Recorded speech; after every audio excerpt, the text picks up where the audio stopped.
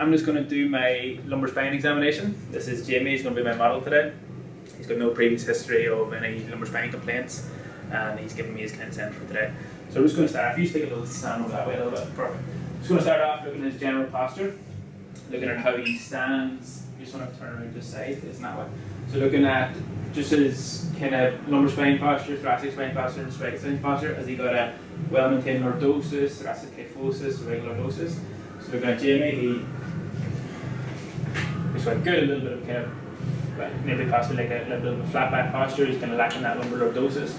And if you have a turn around this way from us, and looking at his kind of pelvic alignment, is he equal on both sides? Again, looking at both of them, looking at, is there any kind of obvious areas of, hypertrophy? Is he bulging anywhere? Is there any areas of atrophy?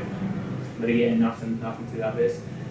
Kind of looking at kind of bony landmarks, looking at PSIS, are these nice and lined? Is there any kind of obvious kind of anterior tilt post pelvic? Is there any kind of lateral shift? But again, that looks good. I'm turning the other way for Jimmy. And again, the other way. Again, just looking at his ASAS, using his bony landmarks, are they nice and lined? Looking at his clavicle, looking at the shoulders. Good. Okay, Jimmy, if I just get you to have a walk, just up and down here a few times for me. Again, just so you can see how Jimmy walks, is there any kind of intelligent gait? Is he holding himself in a particular posture? Is he guarding around his lumbar spine? Is he listening to one side to avoid some pain? But again, that looks quite good and quite natural. Again, we're just going to look at Jamie some functional movements. So if you have a turn face to the wall for him, Jimmy, if you just start with just hands across your chest, if you just do 3 squats for me. Good.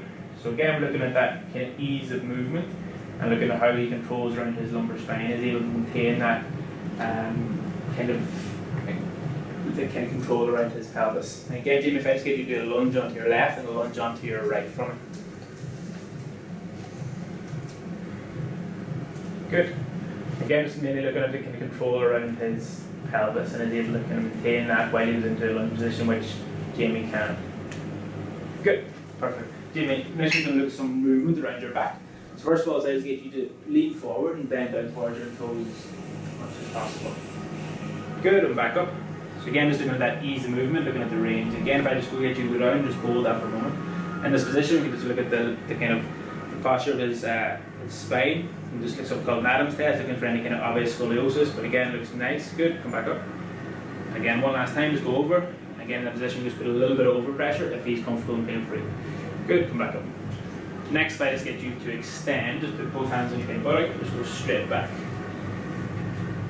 Good, comfortable? Yeah. Good, come back forward. So again, if he's comfortable in that position, we can bring him back a little bit more and just get a little bit of overpressure into that position for any pain or discomfort. And again, we can do a Kemp's test, putting a little bit more pressure through his facet joints, bring him back over, and then add an element of rotation and side flexion. Good, looking for any kind of pain or discomfort, or maybe an adolescent population where we may be looking for maybe something stress around his pars interarticularis. And if next one to look at side flexion, Jamie, if I just get you to go down one side and then go down to the other side. So again, looking at that ease of movement, and is there any restrictions there? Good. Equal both sides, and he's moving well through his lumbar spine. Again, if we just put a little bit of pressure on that movement, so just down, just force him in. Good. And the other side. Good, perfect. Jamie, if I just get you to sit on the bed facing that way, and if you look at rotation around his lumbar spine, we'll just do that in sitting. Jamie, if I just put both hands over your chest, can I get you to rotate one way and then the other way? So again, looking at that range, is there any restrictions in the left comparison to the right? And then in this position as well, we can look at his D-spine. So is he, doing a lot of that movement through his lumbar spine, his D-spine? Again, just do that movement for me. And again, we can put that little bit of overpressure there. And again, we can put that little bit of overpressure in there. And again, in this position, we can just look at his movement around his D-spine to clear that area. We just look at flexion first of all, so if you just lean forwards. Good. And then I just get you to extend back over my hand. Good. Any pain or discomfort in those? No. Perfect. Can I get you to lie on your back for a please, Jamie? So just clearing the T-spine in case if there's any problems there that might be referring distally into his lumbar spine. So again, looking at joints above and below, just look at his hip first of all. And just give a kind of look through his quadrants of his hip to see if there's any kind of issues there that might be referring upwards into his lumbar spine. Any issues with your hip? No. No. Just going to bring you straight up towards your chest. Again, just looking at the quadrant around his hip. Seeing if there's any areas of restriction, any areas of discomfort. Just bring them down, bring them into full abduction. Good, and then bring them into full abduction. Just lift this one up, I'm just going to bring you straight across. Good, back down. Bring them back up, and just bring them into medial rotation. Good, and lateral rotation. Any pain in your hip or your back with any of those movements? No? Perfect, okay. So we'll do that on the opposite side, but just for the sake of this, we're just going to look at his hip and be happy if there's nothing obvious around his hip at the moment. So next we're going to look at kind of neurological testing of the lumbar spine. I'm going to start off as dermatomes looking from L2 to S2. So I'm just going to give you a light brush on each side of your leg, Jimmy, and I want you to let me know if it feels the same. Can you just close your eyes for me? Feel the same? Yeah. Feel the same? Yeah. Same? Yeah. Same? Yeah. Same? Yeah. Same? Yeah. Same? Yeah. Same. Just bend up both legs. And same. Yeah. Good. Ideally, Jimmy with shorts on, he'd be completely, just be doing that in bare skin, or if he's kind of comfortable with that, maybe doing with a lighter touch with a feather or a piece of paper. But for these purposes, that's just to kind of show you. Next, look at myotomes. And again, looking at from starting off hip flexion, just resist me there, Jimmy. Good. Bring your leg up. Just don't let me push your leg down the way. Good. Knee extension, knee flexion. Don't let me push you up the way. Good. Back down.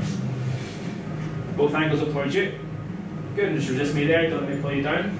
And then big toes. Keep your big toes up. Don't let me pull them down. Perfect. Okay. So again, we come from very strong on both sides. Again, we will repeat that on the other side, but just for this purposes.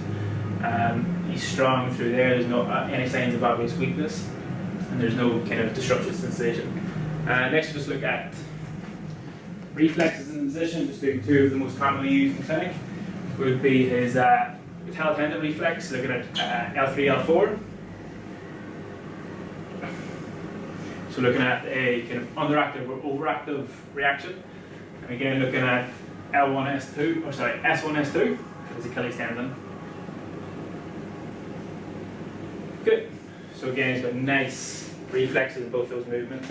And just to kind of finish off our neurological test, we'll look at his kind of neurodynamics of his posterior chain, particularly his kind of sciatic nerves. First of all, I was going to get Jamie to do an active straight leg raise test. Jamie, if you keep your knee nice and straight, can you lift this leg up as far as we can?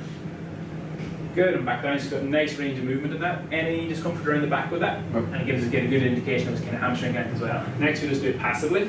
Jamie, I'm just going to do the exact same movement, just let me do the movement, just relax your leg. I'm just going to lift his leg straight up. Okay? Any pain or discomfort in the back with that? No. If he was getting any pain or discomfort, we might just kind of come off it and deplete pain-free range, then just put it on a tension sign to add dorsiflexion. And again, does that reproduce pain, which would be a positive passive straight leg raise test for maybe some neuro tension through his posterior chain. Jamie, next I'll get you to flip over onto your front knee, please.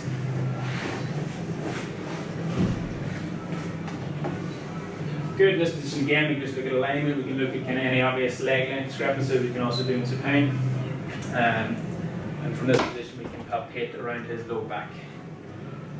Firstly, just having a kind of general observation, is there any areas kind of like muscle hypertonicity? But again, it looks good.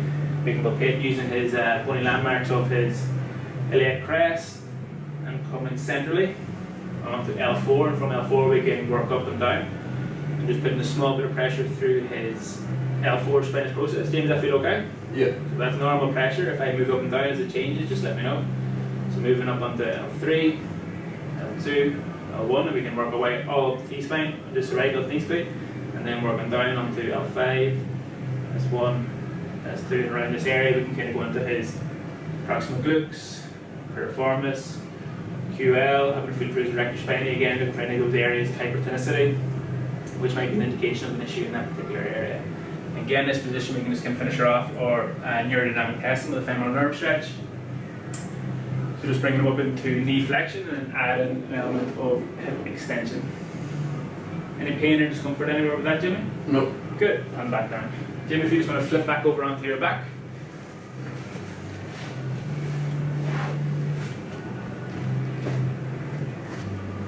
And that's it, done. Perfect.